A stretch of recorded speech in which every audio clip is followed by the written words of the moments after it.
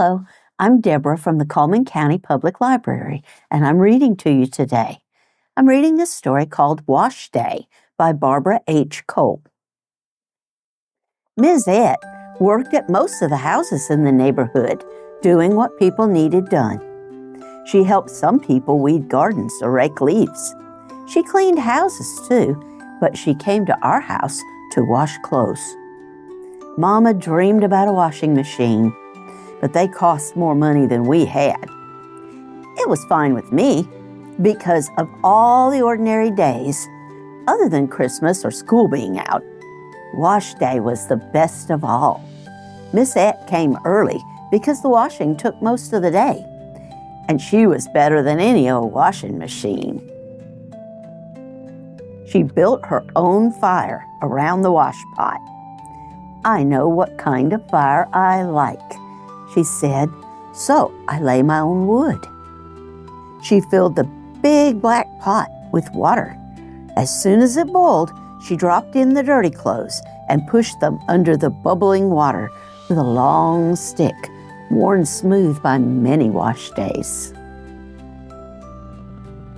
Get away from that fire, she ordered me and her grandson Sherman, who always came with her. It's hot enough to burn you both up. That was Grandpa's cue to take over.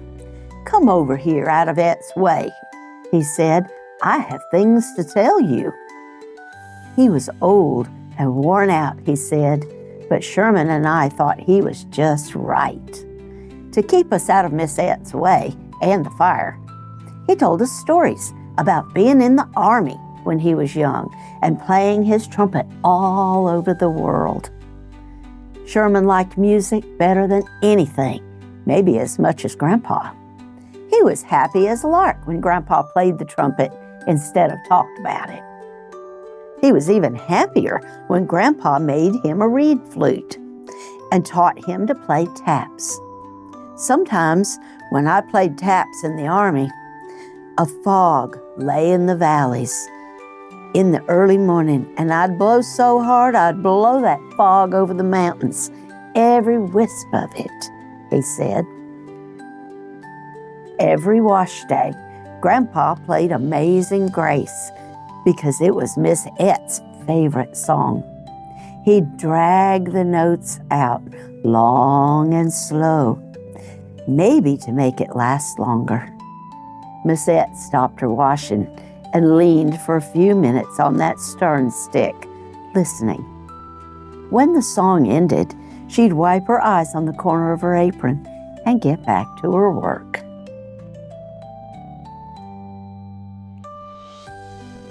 Once, on Memorial Day, I played at the Tomb of the Unknown Soldier in Washington, D.C., Grandpa told us. The president and thousands of people came, and there was a flag on every grave. That was a sight. The guards wore blue uniforms with shiny gold buttons and shoes with heel taps that clicked when they turned to march in another direction. They looked like the 10 soldiers I played with when I was a boy. Do you think we could march? We asked Grandpa. Of course we can, with the right music, he said. And then he played Yankee Doodle Dandy while we marched right behind him, around and around the wash pot and all around the backyard. Miss Et laughed at us. You three are a sight to behold, but I'd rather see you marching than playing in my fire. She rubbed the clothes on the scrub board, swinging and swaying to the music. One wash day, Sherman's eyes shone like new money. Grandma Et said I could get a trumpet for Christmas if she could work enough extra to pay for it, he said. Well, how about that? Grandpa exclaimed. In that case, I'd better teach you another song. And they were at it again. Yankee Doodle went to town riding on a pony, stuck a feather in his cap and called it macaroni. Yankee Doodle, keep it up, Yankee Doodle Dandy, mind your feather, mind your cap, and with the girls be handy. The three of us marched, they played, I sang, and Miss Et laughed. You're a mighty quick learner, Grandpa said to Sherman, loving every minute as much as we did.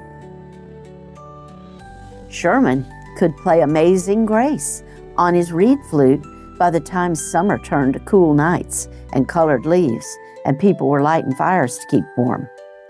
Then something really sad happened. His family's house burned to the ground. The flute burned too. His mama and daddy went up north to get jobs, and he went to live with his Grandma Et. Times were hard for them.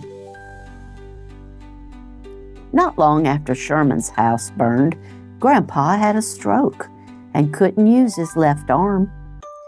Wash day wasn't the same anymore. The music was gone. Miss Et kept washing our clothes, but she said they were harder to wash without the music. Sometimes Sherman and I marched around the yard singing Yankee Doodle, but it wasn't the same without Grandpa and his trumpet. It was time to start thinking about Christmas, but Sherman and I didn't talk much about that either. Nothing seemed right anymore. Grandpa lay in bed all the time now. His trumpet, in its worn case, sat by his bedside like a silent, faithful friend. Sometimes he'd reach out and lay his right hand on it. I'd see his fingers move slowly. First one, then another, up and down, up and down. I imagined he was playing Amazing Grace in his head, the way Sherman and I could hear Yankee Doodle in our heads while we marched around and around and pretended things were like they used to be. In the twilight on Christmas Eve, Grandpa called Mama to his room. She sat on the side of his bed, and they talked a long time.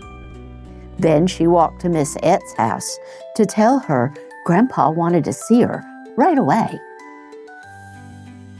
Miss Et came and stood beside Grandpa's bed and held his hand. I hope you're getting better, she said. I really miss you on wash day. I feel good now, Grandpa said, better than I have in weeks. And then he said, Et, I want you to take this trumpet to Sherman. There's a world of music left in it, and Sherman can play it out. Miss Et's eyes filled with tears. Tell Sherman to blow all the fog over the mountains, every wisp of it, Grandpa said. He'll know what I mean. Miss Et laughed and squeezed his hand. He'll make you proud, she said. For Christmas, I got the bicycle I had wanted for so long. In the early morning, while the grass was still icy in the shadows, I rode all over the backyard and around the wash pot. Suddenly, the air filled with one long blast that sounded like it should have been music, but wasn't quite. Sherman! All day he blew the trumpet, and gradually the sharp, choppy notes grew smooth. They drifted across the field and the woods into our house, right into Grandpa's bedroom. He smiled more that day than he had in weeks. By nightfall, Sherman had played taps so much I thought I could play it myself. What do you think, Papa? Mama said. That boy will blow the fog off the mountains before long. Just you wait and see. In a few more wash days, he'll be playing Amazing Grace. I fell asleep that night, hoping Miss Et would come wash tomorrow. And before too long, Grandpa and Sherman and I might march around the yard again.